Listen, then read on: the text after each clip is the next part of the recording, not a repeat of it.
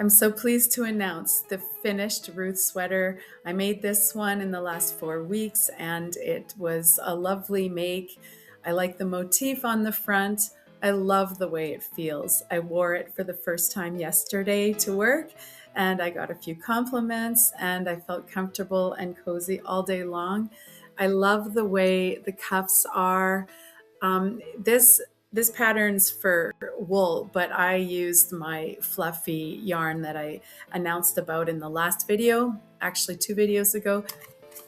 I had 2 big balls of Bernat velvet and unfortunately it took 3 balls. So I had to go out and buy another one. I'm trying not to buy yarn, but this had to be done because I gotta finish the sweater.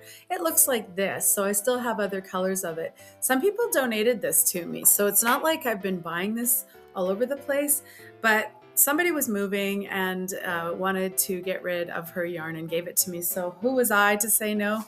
Here is what is left over. So 3 balls of the large, I guess it's 300 grams of Bernat velvet. And what I have left is kind of a large size and a medium size little ball of these.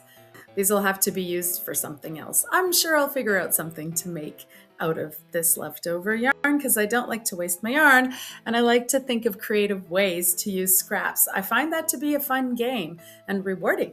Okay, so I am on to my next project. Before I say what my next project is, I'd like to talk about the cost. So when I bought the book, I was excited when it came out, 52 weeks of sweaters, and I paid 36.99 euros to get the downloaded PDF version, and I've been printing it out gradually and putting it into this binder. So 36.99 euros, and I'm in Canada, so that translates to $59.27. So after I finished making the Tane sweater, it would be $59.27 per project. Okay, that's a little high, but I already had the yarn, so it's like a $60 sweater. Today, this cuts my cost per sweater in half, so that makes me feel kind of satisfied. I now have it at $29.64 per sweater. That's pretty good, and I'm on to my next one. So here we have, this is my printout, what I've got so far. And when I leaf through it, these 2 are, I'm not going to go exactly in order. We have these 2 here, and both of them are lovely. This purple one here is called the Boyfriend Sweater, and that's my next project. I'm going to show you the yarn that I'm going to use, but before that I do that, there was one last thing I wanted to show, and that is my fun printed copy, which I'm going to keep behind the picture itself so that I can read my notes when I make it again, this RUTH. So here it all looks innocuous, a little bit of highlighting, but when you turn the page, there's notes about things like how to do the cast on or something that I want it, live stitches, little notes to me what to do next time if I want to change something. Then I've got my little charts in there, and the big one, when I do sleeves, I like to keep them even as much as I can. So there's a chart that way. I'm always doodling, but this is a really good thing to do. When you have the PDF version, you can print it at 110%. So that's the right amount because it enlarges the letters somewhat, but nothing disappears from the page, from an 8.5 by 11 page. Here's my notes. I made a whole bunch of notes on how to do the Italian bind off, which I'm now good at doing because I did it 3 times, once on the bottom of the sweater and 2 times on the cuff. And I like the way it looks. I think it's kind of professional looking. And especially with this velvet here, it doesn't have that kind of, and I didn't do it perfectly. I did not do it perfectly, but I understand it now. So whenever I do it another time, I'll know how to do it. So this is all going to go back into, I'll just slide it into the page protectors of this 52 weeks of sweaters book that I have. Okay, now on to the boyfriend sweater. So here, of course, is my 110% printout. It's all ready to go. And the yarn that I'm going to choose is, and again, this is a cheapo yarn, but I've had it sitting around for years. And so I'm going to have a camouflage sweater. So it will be the boyfriend sweater.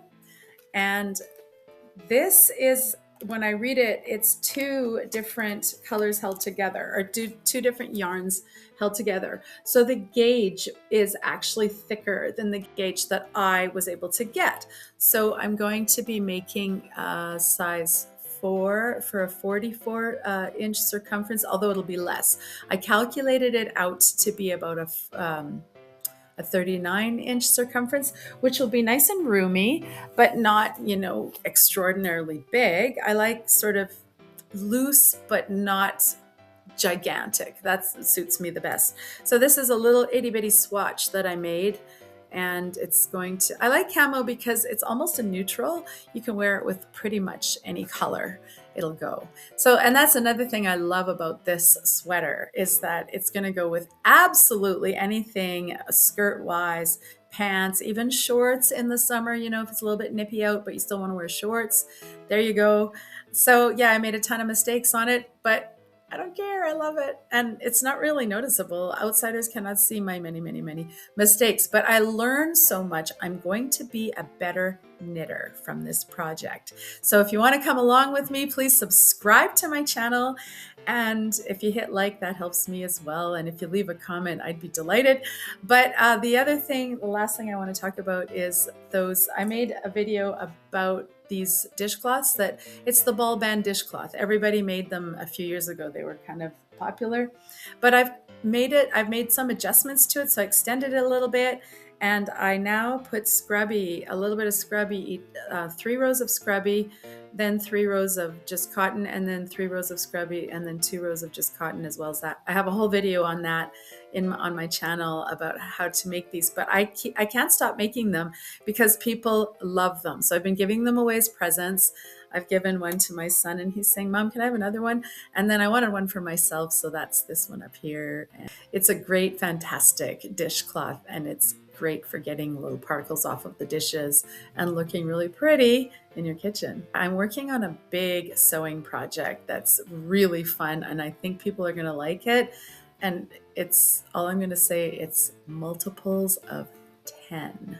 So I'm making 10 of something, and when I'm done, I'm going to be so excited to show you. Have a good day. Bye.